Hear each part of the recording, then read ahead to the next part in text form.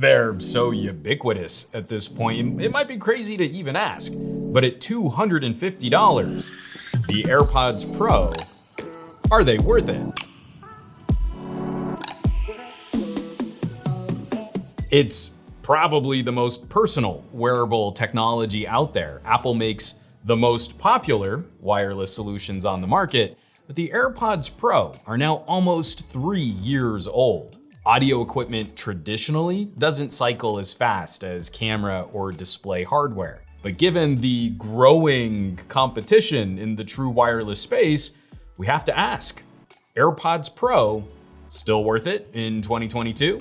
Now, folks are pretty thirsty for any deals they can find on Apple gear, so make sure you've set up deal alerts on slickdeals.net. I mean, we've seen these for as low as $138 on an Easter sale at Costco. When talking about earbuds, it's really easy to get bogged down on a debate about platforms. My first draft of this video morphed into a rambling Android versus iOS showdown. So we want to stay a bit more focused. As a spoiler, at the top of this video, if you're on an Android phone, I'm feeling pretty good saying no. AirPods aren't going to be worth it. And if you're watching a video on the AirPods today, I think it's statistically likely you're watching because you have an iPhone. So we're gonna chat with that focus in mind. AirPods Pro, Apple's premium tier earbuds with all the bells and whistles. Almost 3 years after launch, they have not been significantly changed or upgraded. And Apple still commands one of the highest prices out there for earbuds, looking up that MSRP. When they launched, the landscape was a little different, and I think it's fair to say the Pros were one of the most tech-forward solutions on the market. AirPods introduced features like easier and faster pairing. They were the most visible option for supporting multi-point connections to move back and forth between phone and tablet and laptop. And while other solutions existed before, they helped educate a large group of consumers on tech like active noise cancellation. For a fresh and emerging product category, this was Apple at their best, a product which was ahead of the curve on lifestyle convenience. Now, from that launch to today, the only significant hardware change has been adding MagSafe support to the wireless charging case. But Apple has done quite a bit to update software on these to add features like multi-pairing, Dolby Atmos, and spatial audio. Multi-pairing in particular, which Apple calls automatic switching, is a great feature.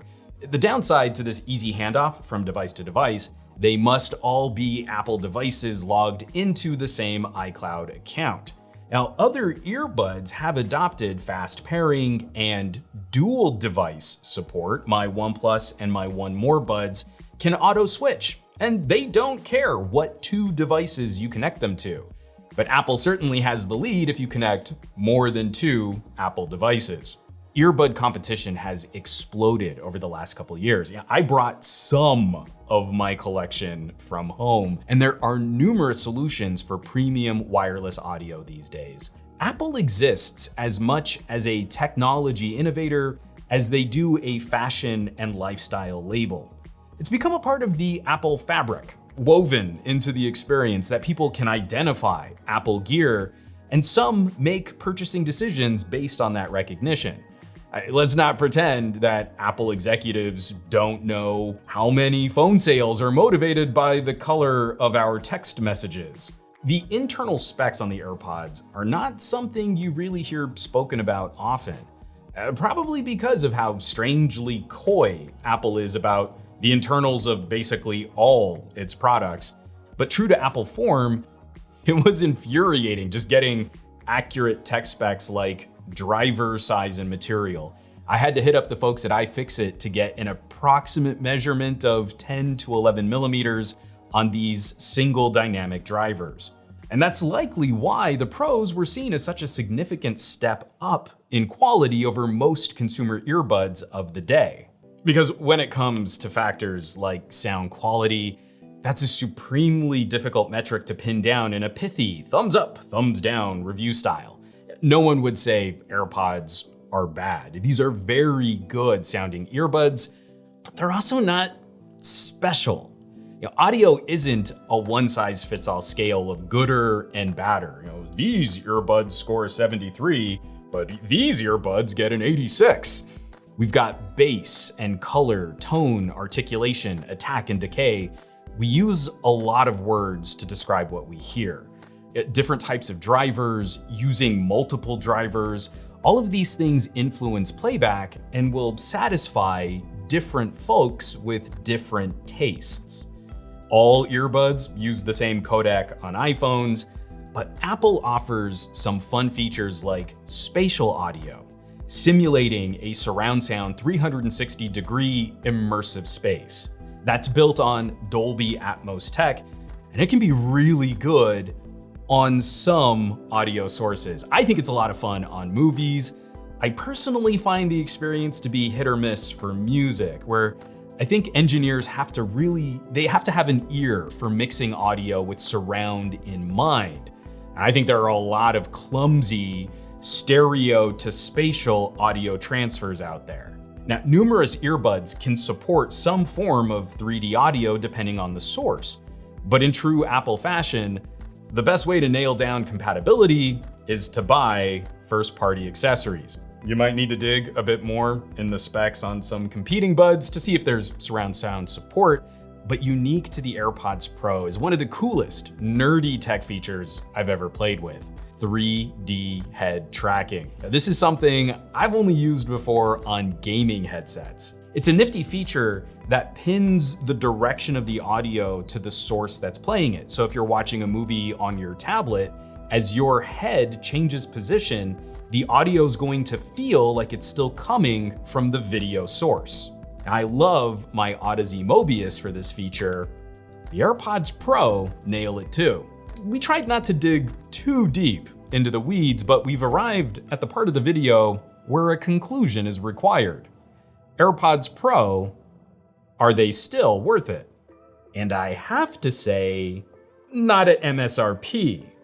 We can't overlook the fun tech tricks Apple delivers, but the core companion gadget experience is facing tons of competition at lower and lower prices, where a $100 price swing can often match or beat what the pros can offer for mainstream daily use.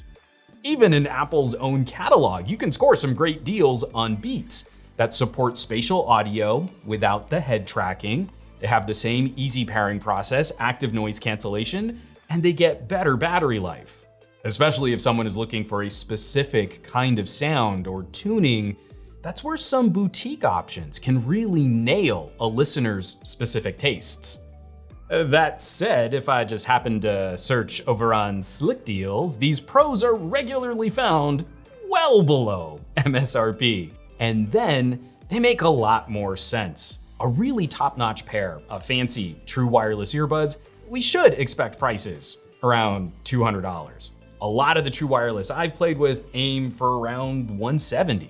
And that's a good sweet spot for the pros also, given the competition. Or maybe I have this all wrong. Maybe I've missed a crucial piece of data that turns this whole video upside down. Let's chat. Let's nerd out on some audio. As always, thanks so much for watching, for sharing these videos, subscribing to the channel. For Slickdeals, I'm Juan Bagnell, aka Some Gadget Guy, and I will catch you all on the next video.